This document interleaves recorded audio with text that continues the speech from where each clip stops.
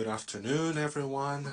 I shall begin by thanking Political Network for Values for giving us this opportunity to have these gatherings and to transmit and convey such inspiring ideas, encouraging ideas which are so important for our daily parliamentarian activity. I would like to share with you some of our reflections on the 75th anniversary of the Universal Declaration of Human Rights. I must acknowledge that my activity as an MEP representing Vox Party and at the European Parliament have been focused on these rights that we are addressing today: dignity of life, dignity of the person within the natural family. And I must say so because we need to give back this robustness to these pillars, because this gives an answer that goes to the cause, the root cause of the challenges that we are facing at the moment. To build a society upon the fundamental pillar of life and dignity that will allow us to be fulfilled as people, as societies, which characterize our cultures in coherence with the principles that inspired the human rights that we are addressing today, which is Christian humanism. I was going to say used to be, but we need to say, in essence, the inspiration was and is Christian humanism. Human dignity, these are aspects that are gathered in the Declaration, but there were ulterior interpretations that have eroded concepts such as dignity, freedom, or even family, attempting to transform these human values into values that are against the original ones, and ideologies such as the gender ideology, which promote a woman that turns against its fertility, have started to become widespread among politicians and legislators, and then among in society, in that order, and then in society, because we see that these legislative changes have not been an answer to a social reality. It's been the other way around. It is through legislations that we have seen a social configuration following legislative change. We've allowed visions to prosper and to be rooted to a point that the human rights defenders is the person who, for instance, is the person that defends abortion. That is something that is commonplace at the European Parliament. Many conditions are contaminated by these ideological mandates that are affecting directly human rights. All the transcendental values such as faith, culture, customs, and traditions have been undermined. So that is why we need to act and to fight this evil that's destroying the human heart and which is corrupting human dignity. The right to life. Life is an intrinsic feature of human life. We could also say that not only is a right, but it's a fact. We can see it consecrated in Article 3 of the UDHR. This right implies that every human being has the inherent right to live, and no one can take that away arbitrarily. That encompasses all stages, since conception to natural death. Life must go on through its natural course. But this idea has been controlled. We see there's a typical question that the physician asks you when you go to your first checkup during your pregnancy: do you want it? Do you want to go on? Or even in fertility clinic, where this is materialized by order. It becomes a commodity, almost like a business transaction.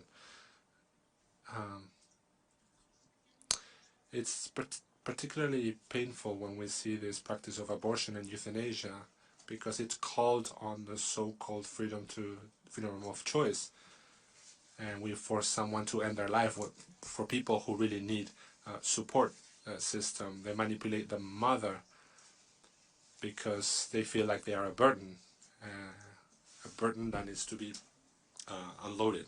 This is a perverse notion of sexual and reproductive health rights.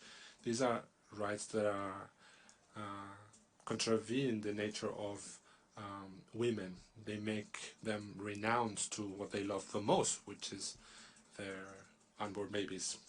Countries like France want to recognize France as a fundamental right. We need to be firm and stand together regarding all these matters that affect life to guarantee fundamental rights and therefore the principles that are the foundation of the rule of law. No one's safe in a society that decides who has the right to live and who doesn't.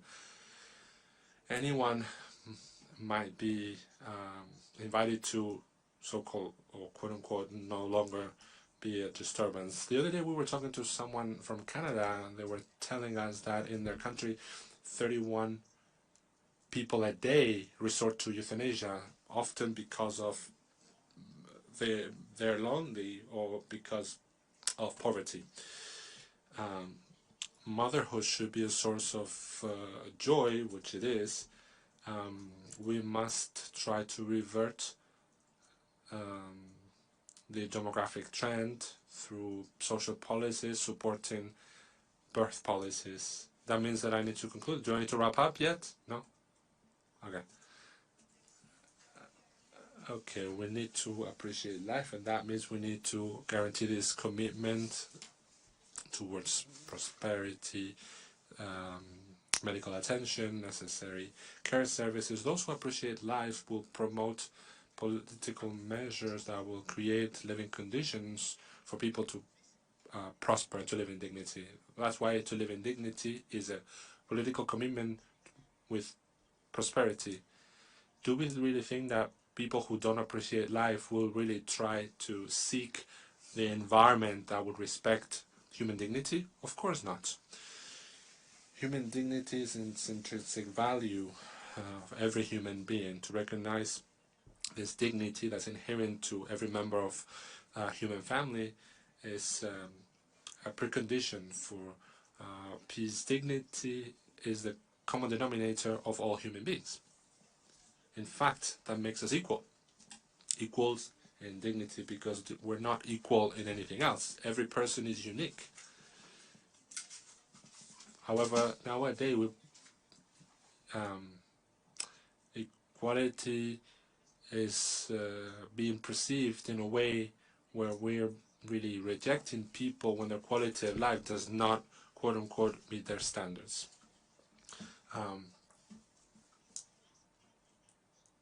This is also used to have confrontations among ourselves. This also creates the need to value everyone else and to respect creation, of course. Particularly the environment, the respect of dignity and respect to animals, because we're always subject to the climate ideology. We don't really know how to organize human beings. Humans and their dignity must look for dignity, but of course nature and the nature of humans is different from an animals or from other objects of creation. The respect of dignity of the person means a respect of their liberty in the widest sense of the world, the liberty of expression and the liberty of conscious thinking or religions. I mention this because of the influence of ideological positions that are trying to enslave us. We mustn't be intimidated by policies which are clearly in opposition with the dignity of people. It is essential to guarantee that every person has access to education, medical care, and employment and basic needs that allow them to have a dignified life, a decent life. But we need to protect family and the right of parents to educate their children. And I'll stop with this because it's important to right now work on the rights of a child to know and be cared for by their natural parents in as much as possible. And I go back to the next concept that I've worked on and I've tried to defend. I will summarize it, and that is family. Family is the basic cell of society, the unit of society. It is where we get love and affection. It's important to have strong families that generate stabilities in which a child can develop, where more than ever it is necessary to have a guidance by their parents, and the complementarity of a man and a woman is always present. In this balanced environment is where children's development can be best. allowing them to develop personality and balance that will help them be healthy as an adult. I am committed to this value. I also ask for your commitment. We cannot allow us to only, we have to support the dignity of life and the value of each person so we can do our political activity. Thank you very much.